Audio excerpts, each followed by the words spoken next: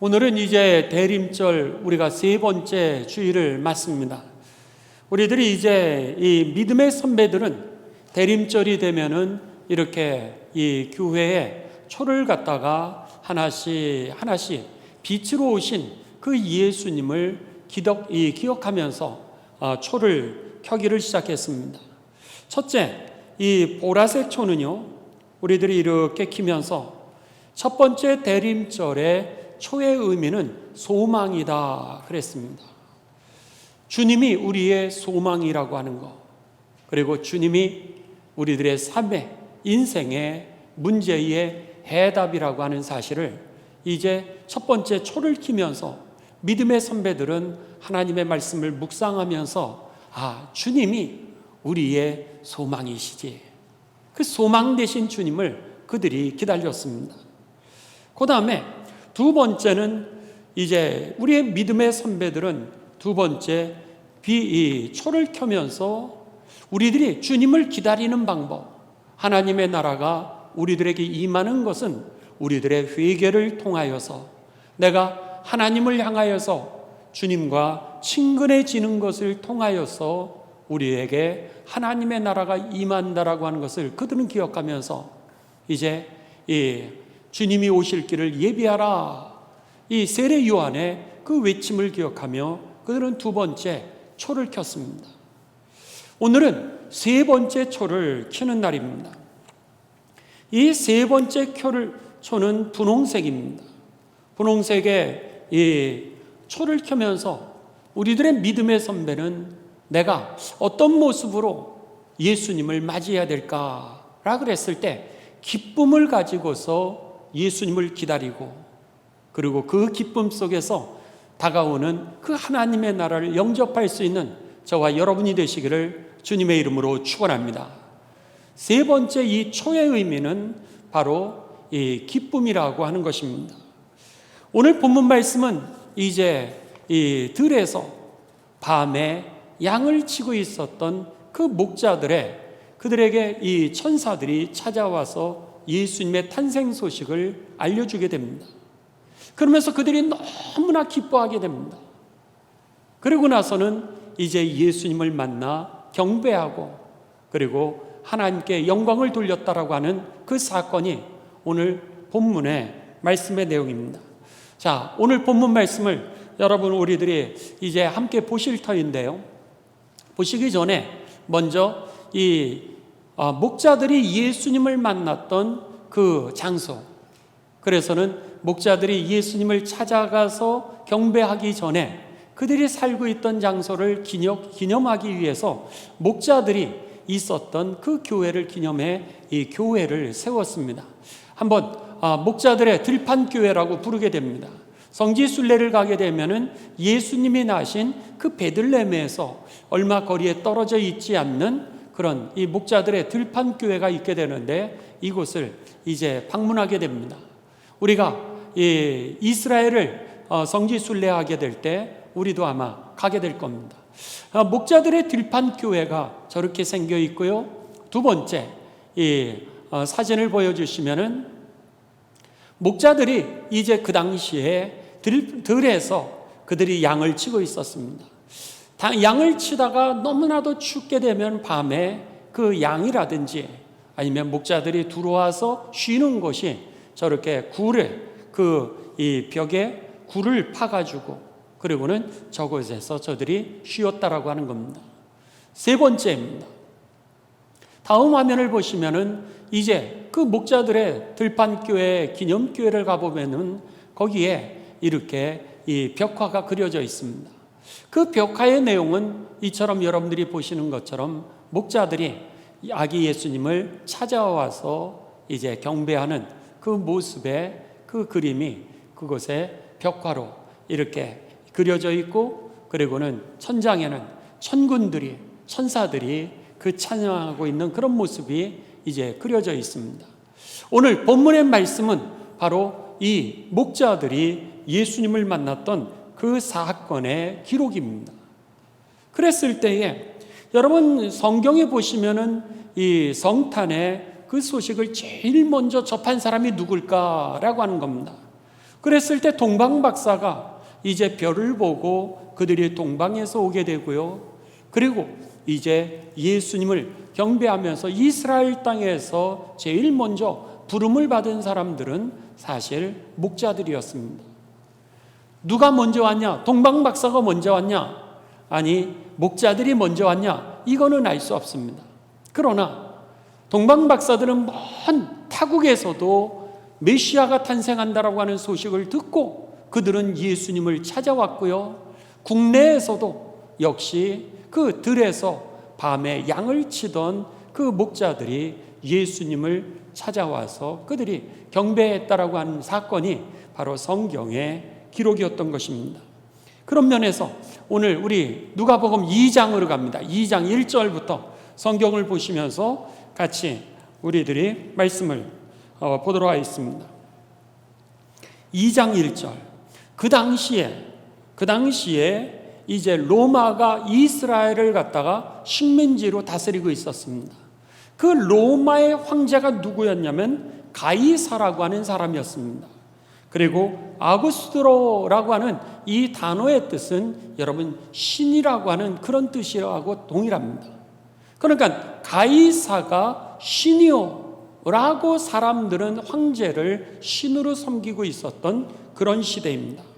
그랬는데 가이사가 이제 법령을 제정해서 이제 천하에 내리게 됩니다.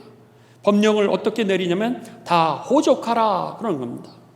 호족이라고 하는 것은 여러분 이 지포자에다가 서적적입니다. 쉽게 얘기하면.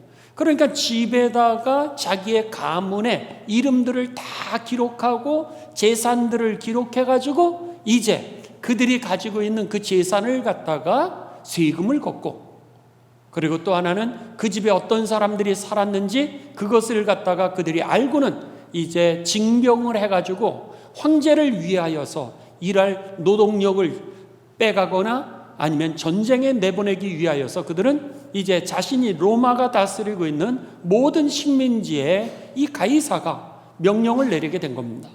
그리고 나서는 그들에게 호적 조사를 시작하면서 이 등록하라 그렇게 얘기를 합니다. 그 당시 2절, 이 호족은 구레뇨가 수리아 총독이 되었을 때 처음 한 것이라. 그러면서 이제 황제가 있으면 지역에 총독들이 있지 않습니까? 일본이 이 대한민국을 갖다가 식민지로 세웠을 때 조선 총독부를 갖다가 여기다 세운 것처럼 그 당시에도 역시 총독들을 세워가지고 그 식민지를 다스리게 되는데, 그 당시 예수님이 탄생하시던 당시에 그 총독은 누구였냐면 구레뇨라고 하는 사람이 이제 총독이었습니다. 3절입니다. 모든 사람이 호적을 하러 각각 고향으로 돌아가매. 4절. 요셉도 다윗의 집 족속이므로 갈릴리 나사렛 동네에서, 지금 살고 있는 데는 나사렛이라고 하는 갈릴리인데 갈릴리 지역에 나사렛이라고 하는 북쪽에 살고 있었는데 저 남쪽까지 옛날 본적지를 찾아가는 겁니다. 그래서는 이 유대를 향하여 베들레헴이라고 하는 다윗의 동네로 가니 그렇게 된 겁니다. 그 약혼한 마리아와 함께 호족하러 올라가니 마리아가 이미 잉태하였더라. 아기를 이미 가진 상태입니다. 6절. 거기 있을 그때에 해산할 날이 찾아서 첫 아들을 낳아 강보를 싸서 구유에 뉘었으니, 여관이 없는 거예요. 그 다음에 보시면 이는 여관이 있을 곳이 없음이로라. 베들레헴에 도착을 했지만은 지금 집에까지는 가지를 못했습니다. 그랬는데 갔는데 지금 아기가 막 나오는데 어디론가 들어가야 되는데 여관에 자리가 없는 겁니다. 왜냐하면 황제가 명령을 내렸으니까 다 자기 마을로 돌아가서 호적을 팔아, 이렇게 호적을 기록해라, 이런 식으로 다 얘기를 했으니까 모두 다 오지 않았겠습니까? 그러니까는 여관이 부족한 거예요.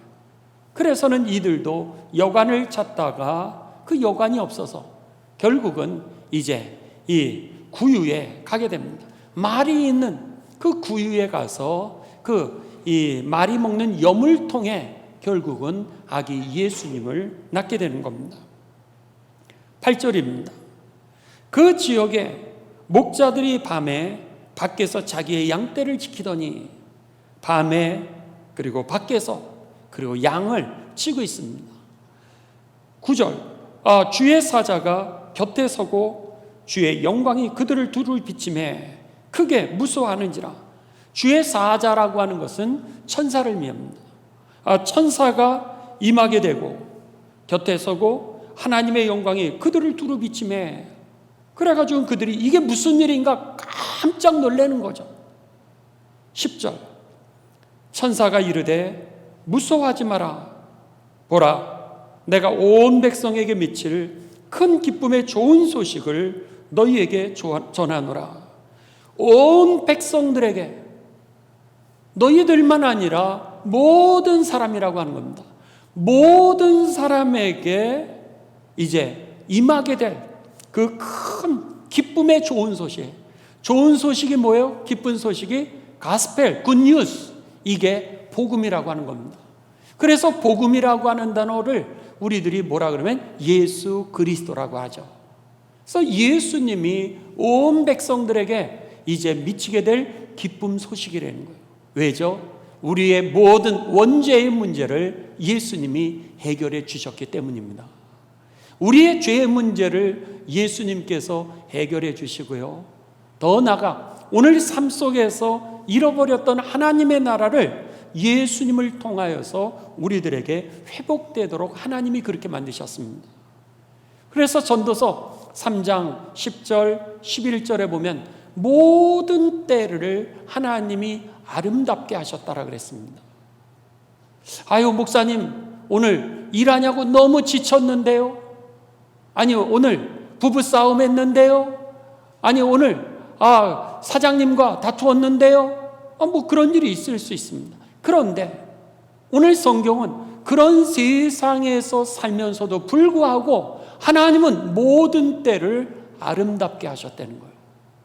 그러기에 여러분 그 아름다운 때를 누릴 수 있는 것은 내 힘과 능력과 여건으로 주어지는 것이 아니라 하나님의 은혜를 통하여서 주님 안에 거할 때 그 세상의 모든 환경 속에서도 기쁨을 찾게 되고요. 하나님의 나라를 누리게 될 뿐만 아니라 이 전도서 3장 10절은 뭐라 그래요? 때를 따라서 하나님께서 모든 것을 아름답게 하셨으니 그러니 그때마다 기뻐하면서 살고 그리고 선을 행하면서 살라고 그렇게 말씀합니다.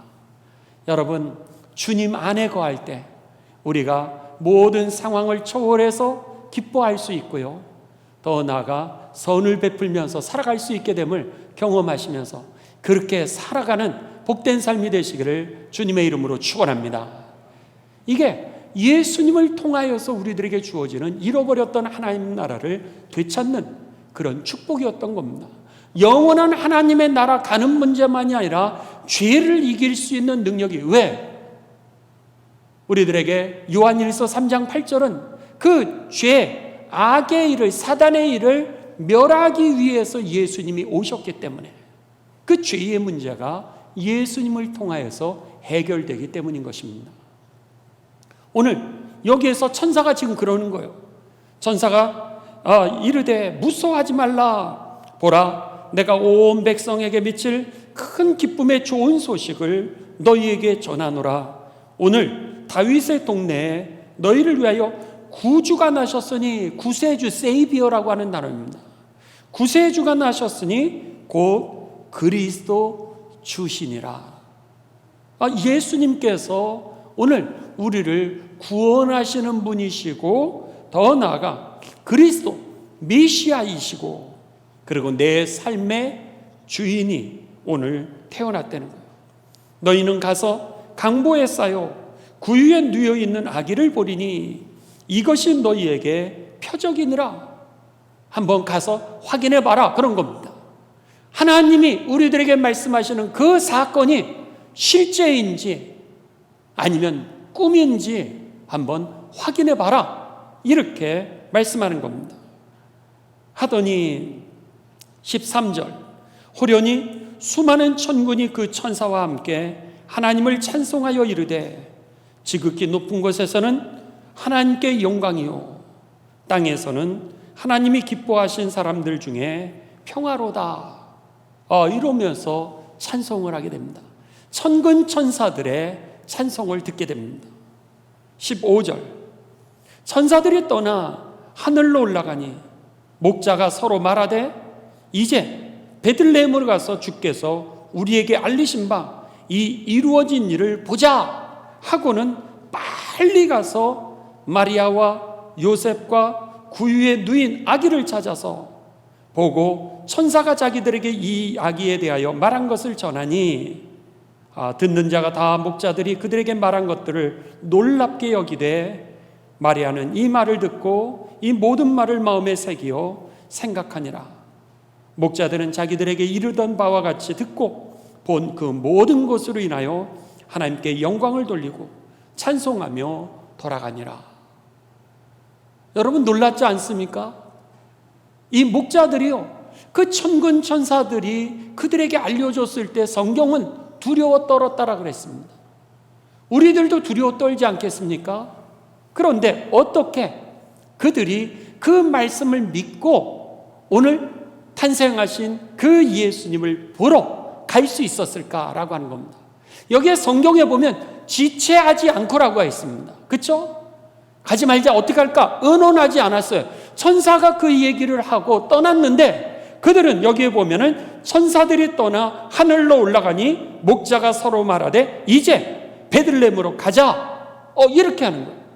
이제 가자. 그러면서 그들이 주저하지 아니하고 오늘 탄생하신 예수님에 대한 소식을 듣고 그 두려움 속에서도 바로 갔다라고 하는 겁니다. 어떻게 그렇게 할 수가 있었을까? 그것은요, 그들이 기다렸기 때문입니다. 탄생하실 예수님을 기다렸기 때문에 그 소식을 들으니까 때로는 두려움이 있을 수도 있었지만은 그럼에도 불구하고 소식을 들었을 때 기쁨이 더 컸던 거죠. 그랬기 때문에 오늘 그들은 주저하지 않고 예수님이 나신 곳을 향하여 그들이 갈 수 있었던 겁니다. 그렇다면 그들이 이제 여러분 예수님이 나심을 기다렸다? 이거를 우리가 성경에서 어디서 발견할 수 있습니까? 이렇게 물을 수 있습니다. 목자들은 그냥 나가서 이 양을 치고 있었다는 거예요. 양을 치고 있었고 천사가 와서 알려줬을 뿐이지 목자들이 메시아를 기다렸다? 그것은 오늘 성경상에는 사실은 찾아보기 어렵습니다. 그렇다면 우리가 이 목자들이 기다렸다라고 하는 것을 도대체 어떻게 알 수 있을까라고 하는 겁니다. 여러분 아까 사진에서 보셨듯이요, 목자들이 살던 그 베들레헴이라고 하는 동네의 이름은 이제 벤학게렘이라고 하는 그런 지역입니다. 벤학게렘. 그랬는데 이 벤학게렘이라고 하는 지역이 도대체 어떤 지역인가라고 하는 것을 우리들이 알 필요가 있습니다.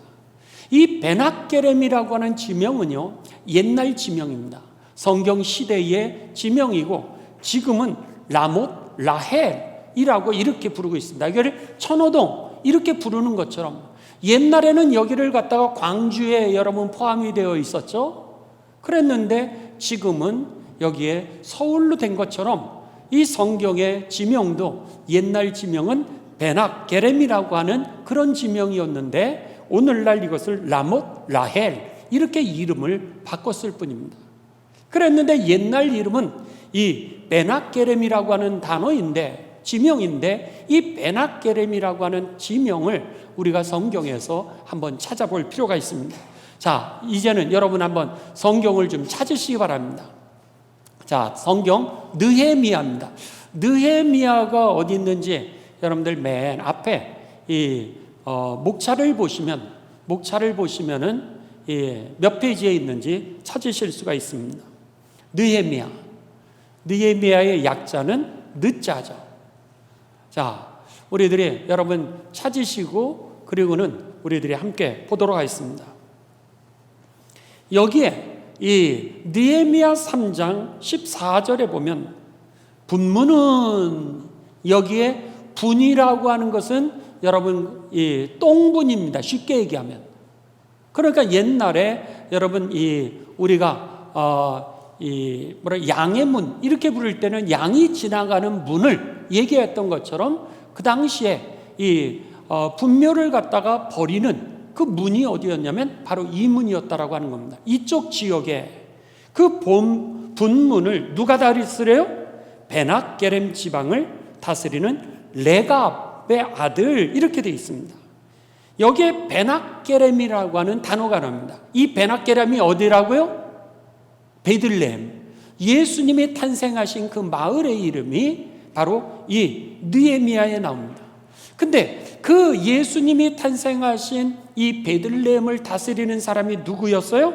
레갑의 아들 말기야가 중수하여, 그래서는 그가 이 문을 세웠다라고 하는 겁니다. 분문을, 이 분뇨를 갖다가 버리는 그 문을, 지나가는 그 문을 갖다가 이제 건축하여 문을 세우며 문짝을 닫고 자물쇠와 빗장을 갖추었고, 그러니까 그 지역의 지도자는 누구였냐면 레갑 족속들이 그 지역을 다스리고 있었습니다.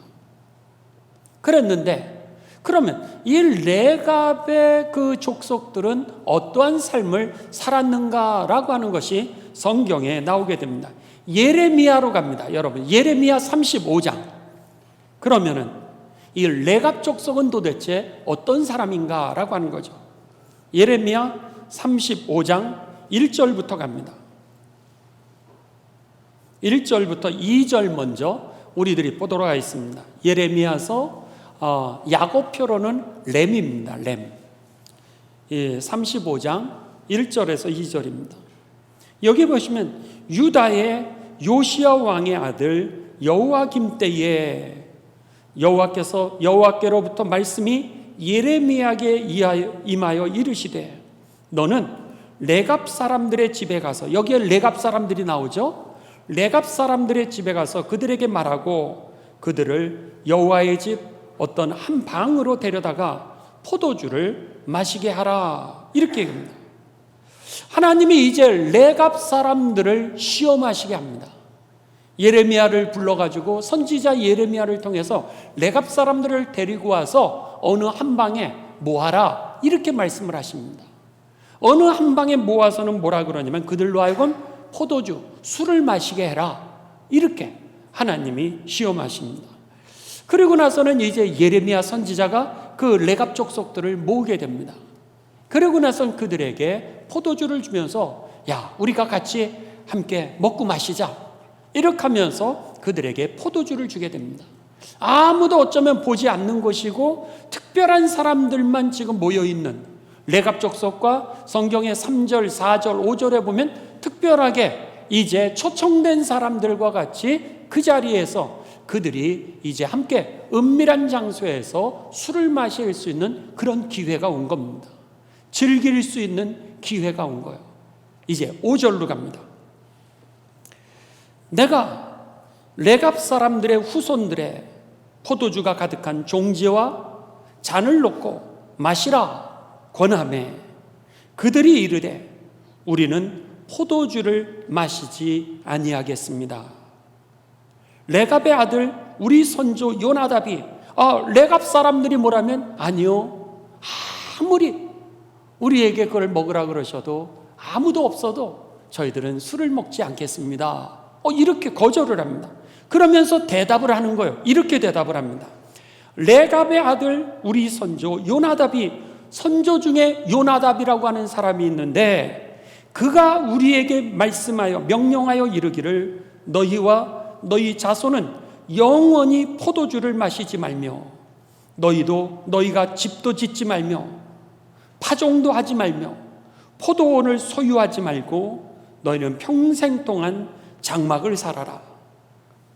자, 세 가지를 갖다가 그들에게 명령을 합니다. 가르쳐 줍니다. 첫째는 집을 짓지 말고 장막 텐트에서 살아라. 그렇게 하나를 가르쳐 주고요. 그 다음에 두 번째는 뭐냐면 포도원을 경영하지 말아라, 그렇게 얘기를 합니다. 그 다음에 세 번째는 너희들 포도주를 마시지 말아라. 이 세 가지가 요나답이라고 하는 선조의 그 가르침이었던 거예요. 그랬는데 이들이 지금, 요나답은 언제 사람이었냐면 이들이 지금 살고 있는 시대보다 250년에서 약 300년 정도의 거리가 떨어져 있는 250년 전의 그 선조입니다. 그러면은 여러분, 우리가 지금 한 세대를 30년으로 잡는다면 3, 8이 24, 8대 선조입니다. 9대, 10대 정도 되는 거예요. 그렇게 오랜 옛날과 같은 얘기했던 요나답의 그 믿음의 길을 이렇게 걸어가라고 가르쳐줬던 그 경건을 갖다가 그들이 300년이 지나도록 그것을 지키고 있는 겁니다. 이 사람들이 바로 레갑 족속들이었던 거예요. 그런데 그때 요나답이 뭐라 그러면, 너희가 하나님의 말씀대로 살면은, 그리하면 너희가 머물러 있는 이 땅에서 너희의 생명이 길리라. 우리 다시 성경 기절을 좀 보여주시기 바랍니다. 7절을 보여주시죠. 너희가 집도 짓지 말고 파종도 하지 말고 포도원을 소유하지도 말고 너희는 평생 동안 장막에 살아라. 그리하면, 그러면서 뭐라 그래요? 너희가 머물러 사는 땅에서 너희의 생명이 길리라. 이렇게 얘기를 합니다.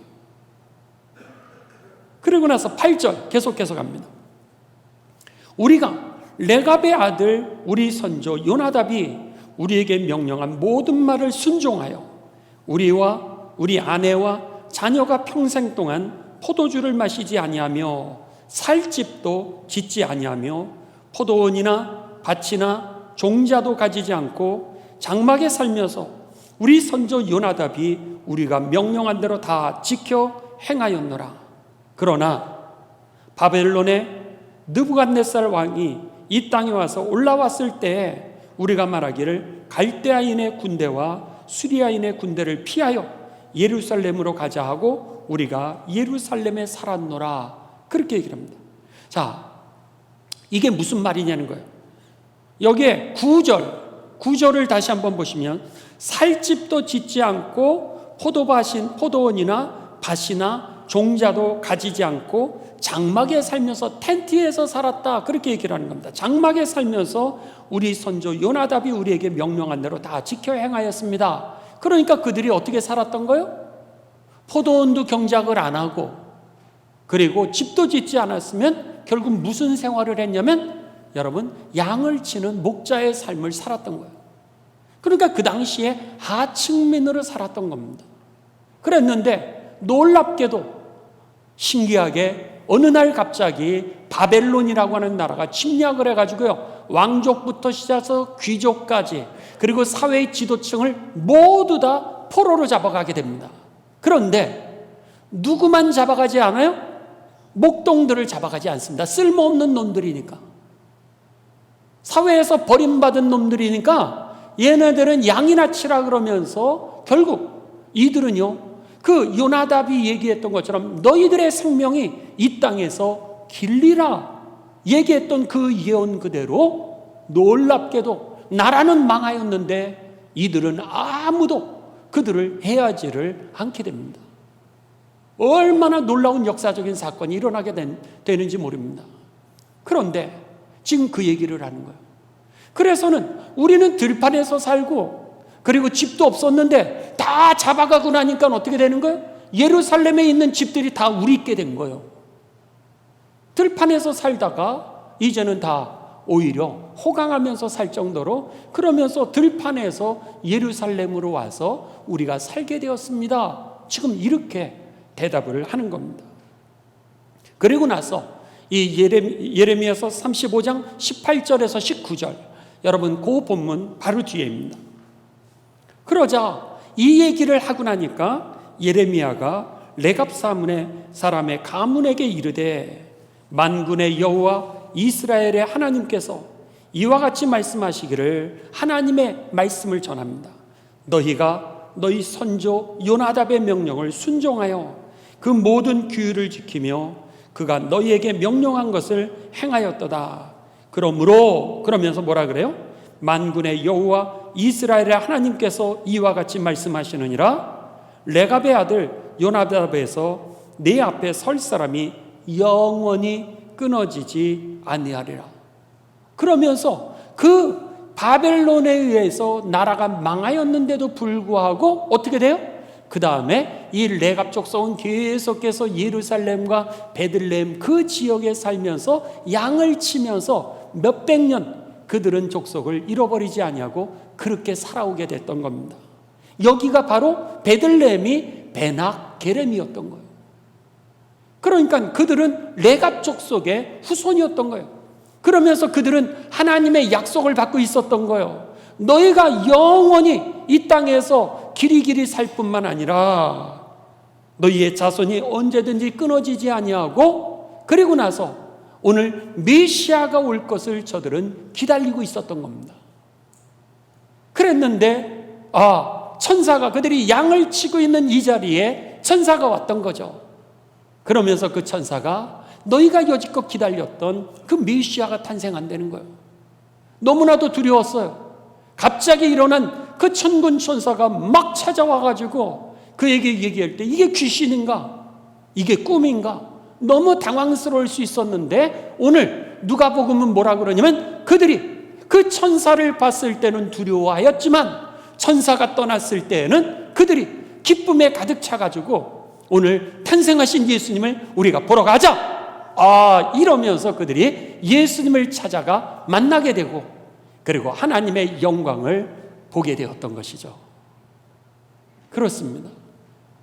기쁨이라고 하는 것은 이런 기대가 있어야 됩니다. 하나님의 약속이 내 안에 성취될 것을 믿고 오늘 기대하는 그 마음이 있었을 때 오늘 그 기쁨이 나로 하여금 오늘 어떠한 상황 가운데 속에서도 두려움을 경험할 수 있는 그런 상황인데도 불구하고 오늘 예수님을 찾아가 만날 수 있게 된다고 하는 사실이죠. 그들이 하나님의 약속을 믿고 어떻게 살았죠? 경건하게 살았다라고 하는 겁니다. 여러분, 경건이라고 하는 단어는요, 오늘 우리들에게 두 가지 의미가 있습니다. 선택하다라고 하는 단어의 뜻이 있고요, 또 하나는 붙잡다라고 하는 뜻이 있습니다. 자, 경건은 하나님 앞에서 바로 산다라고 하는 것을 갖다가 경건이라고 하는 단어를 쓰는데 이 경건에는 두 가지 뜻이 있습니다. 자, 첫째는 뭐라고요? 첫 번째 뜻은 선택하다. 그 다음에 두 번째 뜻은 붙잡다라고 하는 겁니다. 레갑 족속은 오늘 예수님이 탄생하실 때 그 영광에 참여할 수 있었던 것은 그의 삶 속에 얼마나 어려움이 많았었겠습니까? 천사만 만나도 두려운 일이 있었는데 그 몇백 년 동안 살아오면서 여러분 식민지 생활하는 게 얼마나 어려웠겠습니까? 근데도 불구하고 하나님의 약속을 붙들고 그들은 오늘 순간순간 결단해야 될 때마다 내가 선택해야 되는 일마다 하나님의 약속을 붙들었다라고 하는 겁니다. 그랬을 때 그들은 이 기쁨을 가지고서 오늘 예수님이 탄생하신 그 마국간을 찾아갈 수 있었던 것이죠.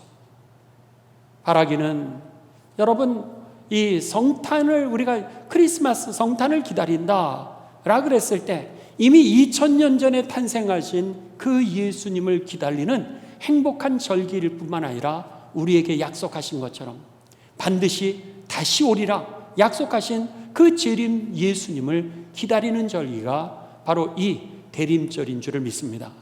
그렇다면 다시 오실 주님을 기다리면서 우리들이 해야 될 것은 두 가지입니다. 선택하는 겁니다. 순간순간을 우리가 어떻게 말할까? 어떻게 반응할까? 내가 어떻게 살아갈까? 어디에 쓸까? 때로는 두려운 환경이 될 수도 있고요, 위협의 상황이 될 수도 있고요, 시험의 상황이 될 수도 있고, 행복의 상황이 될 수도 있고, 레갑 족속처럼 아무도 없는 데서 유혹을 받는 자리일 수도 있다라고 하는 겁니다. 그때에 오늘 우리에게 다가오는 하나님의 나라를 우리가 맞이할 수 있는 것은 그때 내가 선택하는 겁니다. 몸을 움직이는 겁니다.